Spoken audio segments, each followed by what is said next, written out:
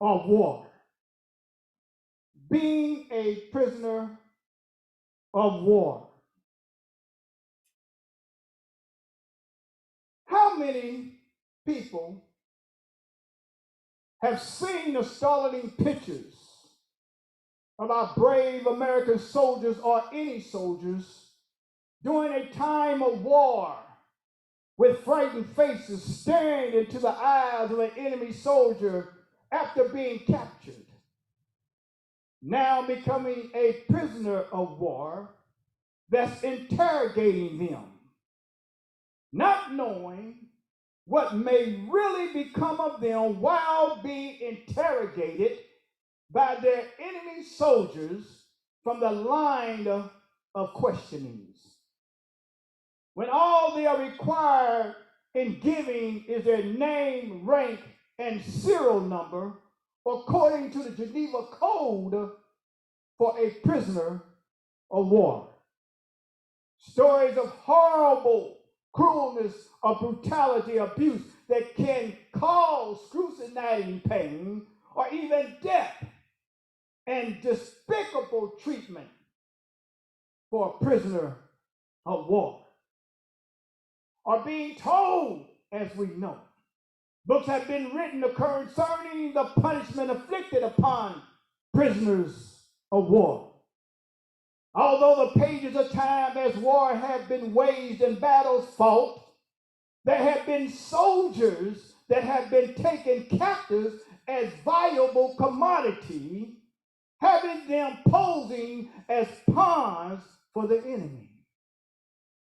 And I'm sure every soldier will tell you it is not a desired condition to be a prisoner of war or even being held captive against your own free will. Each and every one of us received a call in this church sometime or another. Maybe perhaps you came to this edifice, a building that is, a place to pray, worship, and praise God. A place we all call church today, when we have been called to bear arms, a call for battle, a call for war. A war that is not fought here in the earthly physical realm, but in the heavenly spiritual realm. A war not fought with tanks and jets, mass destruction, but a war with prayer and worship.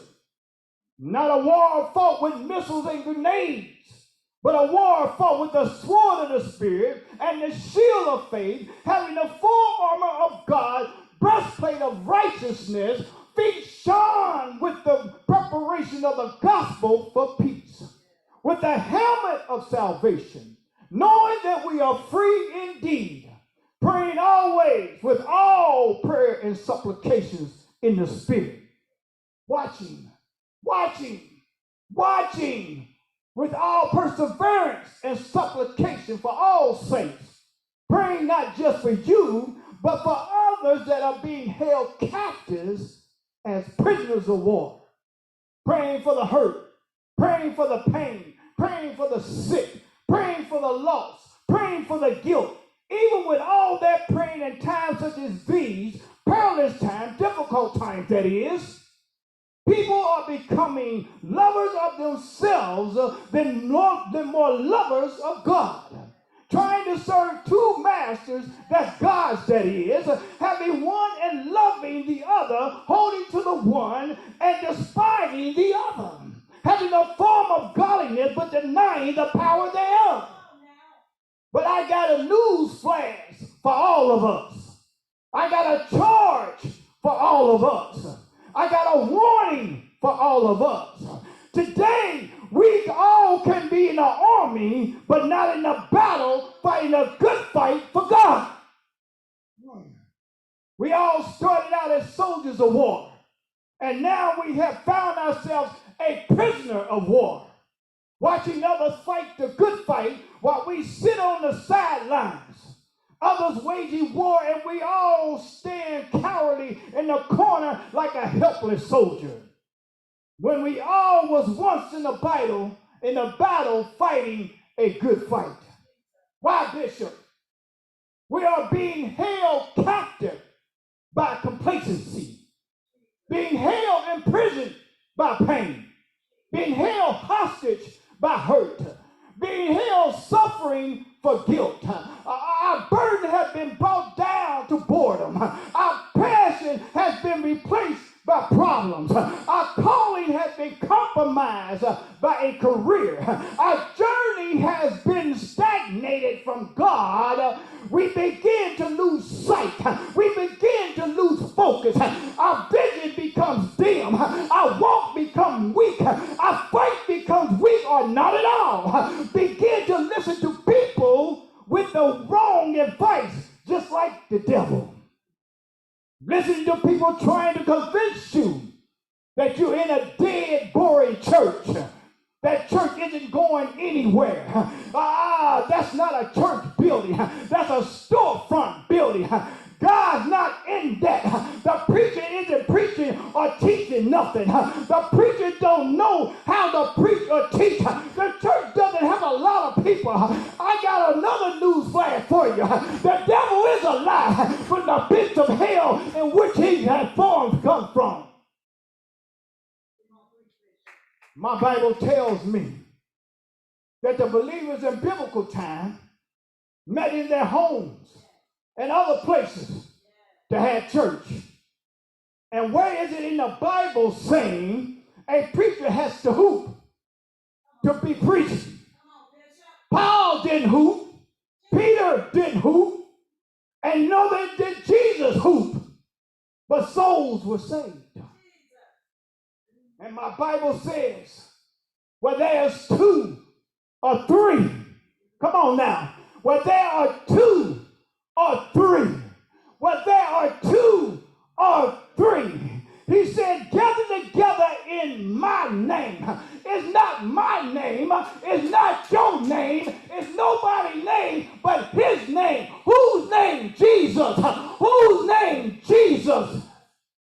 He said, there am I in the midst of them. Oh, you got to understand. When he said, where there are two or three gathered in my name, there am I in the midst of them. Meaning when they're gathered together in his name, he's right there. When you're gathered together in his name, he's going to be right there. No matter what you're going through, no matter what it looks like, he said, I'll be right there. See, when your vision is dirty, everything is dirty. You have become a prisoner of war. When your thoughts are dirty, everything is dirty. You have become a prisoner of war. When your walk becomes dirty, everything is dirty. You have become a prisoner of war. When your desire to serve Benjamin Franklin has become greater than the desire to serve God, you have become a prisoner of war. When your problems seem greater than God, you have become a prisoner of war. When preaching or teaching Sunday school has become a chore and not a privilege, you have become a prisoner of war. When working in the church become a labor and not a love, you have become a prisoner of war. When you're too busy to come to the house of the Lord, you have become a prisoner of war. When the devil has seized you, you have become a prisoner of war.